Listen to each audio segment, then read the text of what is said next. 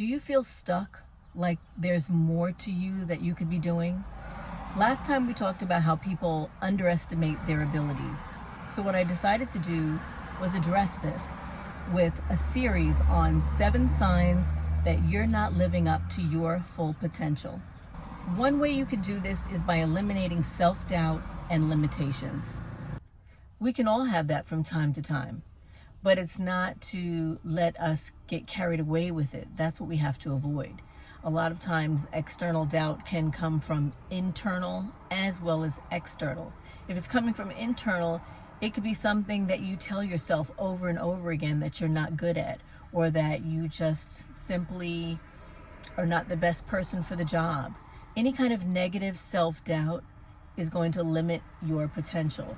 So you want to speak life into yourself. You want to speak positivity into your life at all times, as much as you can. That's why things like affirmations are very important. Even in front of the mirror, you can speak affirmations to yourself. Writing gratitudes also helps. Limiting beliefs can also come from external or internal pressures. Internal, as far as things you say to yourself on a regular basis. They could be negative things you say to yourself when you look in the mirror. You have to show love and appreciation for yourself, because if you don't say it for yourself, who's going to say it to you? You might not have a circle of people around you who will always speak positivity into your life. And if you don't, then you better start saying it to yourself, okay? You got to start building yourself up, and you might as well start now, because you want to maximize your potential on this earth. If they're coming from external sources, for example, family and friends, well, you might want to limit them from your life. At least limit the amount of time you spend with people who are saying things to you that don't help you reach your potential, who are not, again, speaking refreshment to your soul. You know those people, you know who they are. If you go into a room and right away you kind of shy away from a particular person, or you know that family member is going to speak negatively about something that you might say, then you might want to limit your contact with them for a while, at least until you build that muscle of strength inside of you. You might want to limit your contact with that person at least until you make that mind shift for yourself, so that anything that person says or does not affect you. And really, how can you control what other people say or do anyway? Nothing anyone says should affect us. If you allow what other people are thinking and saying about you, who knows, maybe they could be having a bad day and they just say some kind of negative thing to you in that moment, and you react like, oh my gosh, I can't believe that they don't like me, or they really took offense to something that I said, but it was really what they felt in that moment. You have to take things with a grain of salt when reacting to what other people's moods are.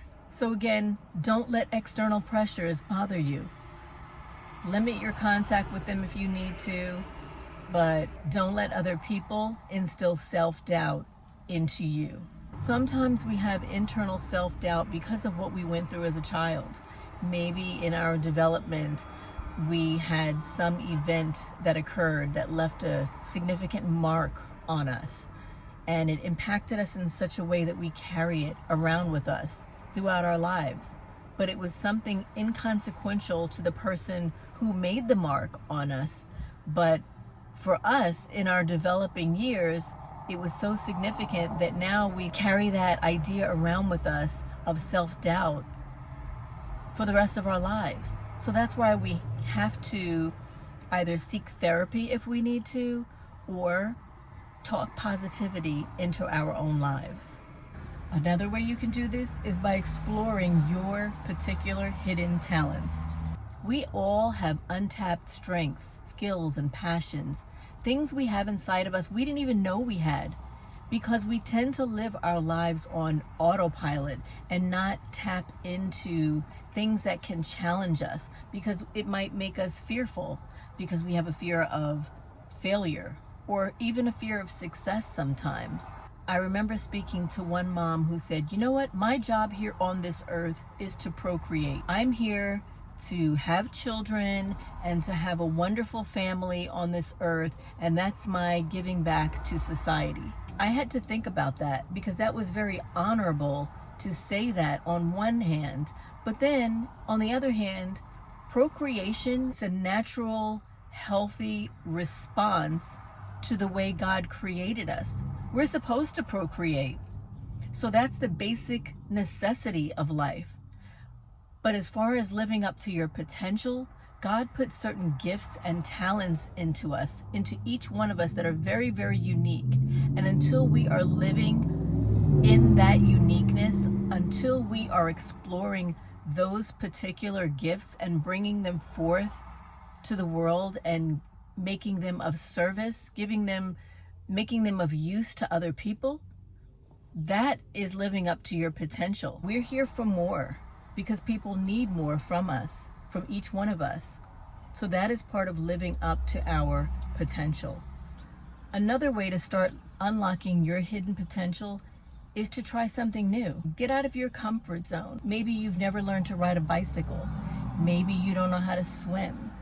Anything that's going to get you out of your comfort zone where you're going to learn something. So for example, what if someone approaches you at work with a new project and you're fearful of it because you might say, oh, well, that's not in my job description, or I've never done that before. Well, a lot of us, most of us have never done a lot of things before, but that's how we learn. That's how we grow. Right now, I am the director at my program, which was totally out of my element. I had never been a director before. I never managed people in a large capacity. I never was responsible for hiring and firing anyone. But you know what?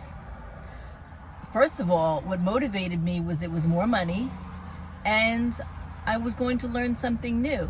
And so I approached them at my company. I approached the owners and said, hey, I understand that you're looking for somebody for this job, and I want to apply. And they were very surprised because it was not on my resume or anything like that. And I had only started there, I think, 3 months prior to that. And I said, yeah, I want to be considered for it. So they started evaluating me over a few months, and I had interview after interview. And you know what? I got that job. I got that job, and I'm there in that job. This is 3 years later now. Next month, November, it will be 3 years.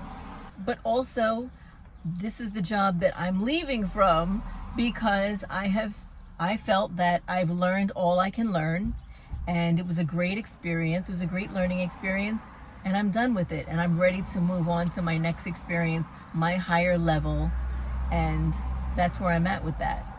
And so I say to you, challenge yourself. Get out of your comfort zone to do something new.